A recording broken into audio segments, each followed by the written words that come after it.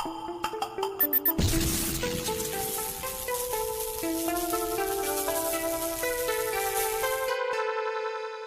हिंद बच्चों, कैसे हैं आप लोग। बच्चों आज आपके लिए लेके आए हैं ऑक्सीडेशन विद रुथेनियम टेट्रोक्साइड। बच्चों हम एक नई सीरीज शुरू कर रहे हैं जिसमें हम लोग जानेंगे केमिकल रिएजेंट्स के बारे में। और जो हमने आज पहला रिएजेंट लिया है वो है रुथेनियम टेट्रोक्साइड। तो आइए जानते हैं रुथेनियम टेट्रोक्साइड के बारे में।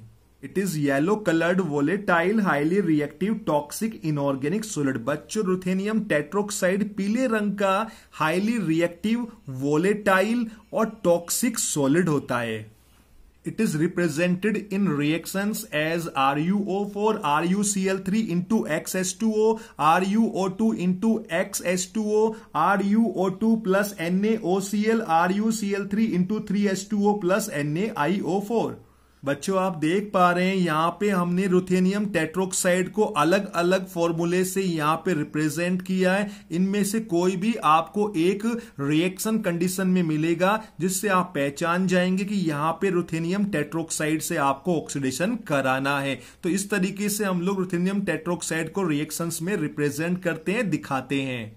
It is specialized strong oxidant as it can oxidize any hydrocarbon alcohol and can cleave C double bond C bond. बच्चों जो हमारा रुथेनियम टेट्रोक्साइड है ये बहुत ही ज्यादा स्ट्रॉन्ग ऑक्सीडाइजिंग एजेंट में से एक है। और ये जो होता है किसी भी हाइड्रोकार्बन जैसे कि ओलिफिन्स, बेंजीन, अल्कोहल, इन सबको ऑक्सीडाइज कर देता है इजीली। इसके अलावा ये C डबल बॉन्ड C को तोड़ देता है, ऑक्सीडाइज कर देता है। यहाँ पे आप देख सकते हैं हमने एक ओलिफिन लिया है बच्चों, यहाँ पे एल्कीन है तो यहाँ पे हमने RuO4 NaIO4 आप देख पा रहे हैं। ये जो कंडीशन है ये क्लियरली शो कर रहा है कि रुथेनियम टेट्रोक्साइड यहाँ पे ऑक्सीडाइजिंग एजेंट है, ऑक्सीडेंट है जो उसको ऑक्सीडाइज करेगा। हमने जाना था कि जो रुथेनियम टेट्रोक्साइड होता है वो C डबल बॉन्ड C को क्लीव करता है, ऑक्सीडाइज करता है। तो बच्चों यहां से ये इसको ऑक्सीडाइज करेगा तो देखिए क्या बनेगा, यहां पे O आया और यहां पे आया।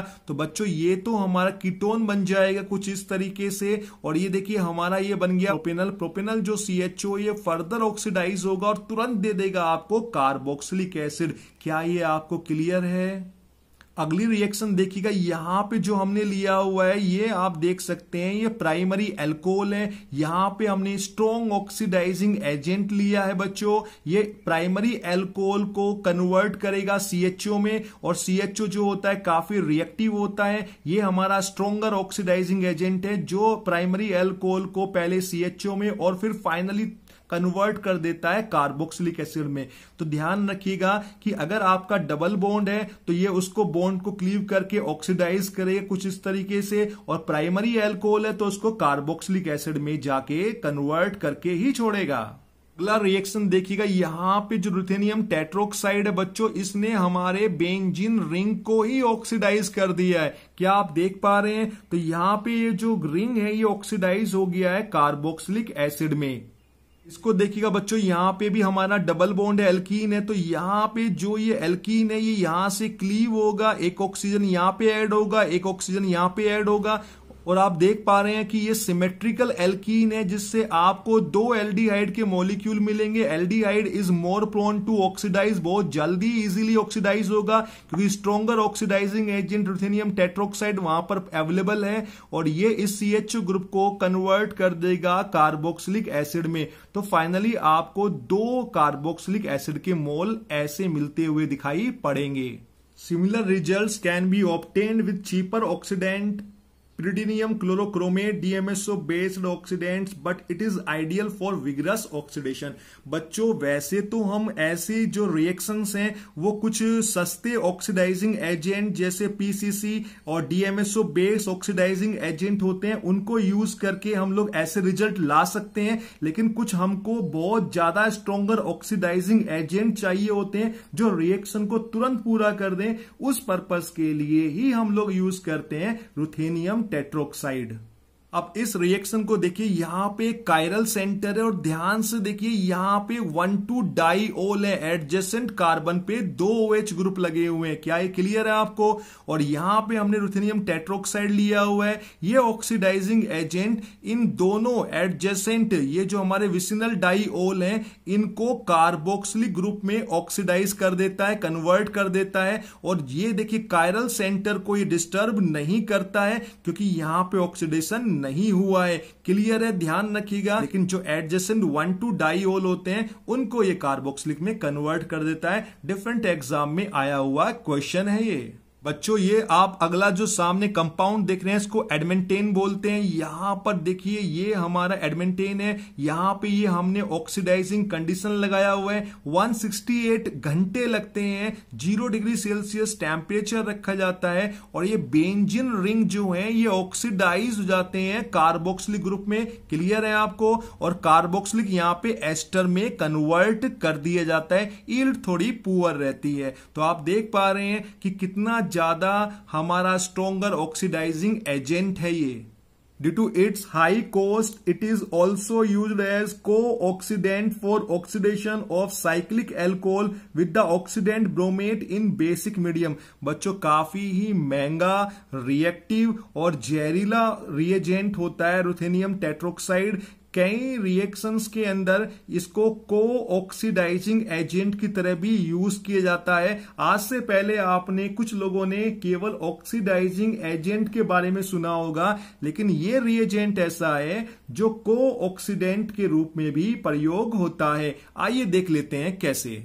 आप यहां पे देख सकते हैं कि ये जो हमारा एल्कोहल है बच्चों, ये साइक्लिक सेकेंडरी एल्कोहल है। यहां पे इसका ऑक्सीडेशन हुआ और ये कन्वर्ट हो गया कीटोन में। तो बच्चों यहां पे रुथेनियम टेट्रोक्साइड जो है ये ऑक्सीडाइजिंग एजेंट नहीं है बल्कि को ऑक्सीडाइजिंग एजेंट है। बच्चों यहां पे जो मेन ऑक्सीडाइजिंग एजेंट है वो ब्रोमेट है। क्लियर है? बेसिक मीडियम में ब्रोमेट है और इसीलिए ये इसको सेकेंडरी साइक्लिक एल्कोहल को कीटोन में कन्वर्ट करता है, जबकि रुथेनियम टेट्रोक्साइड इसकी हेल्प करता है।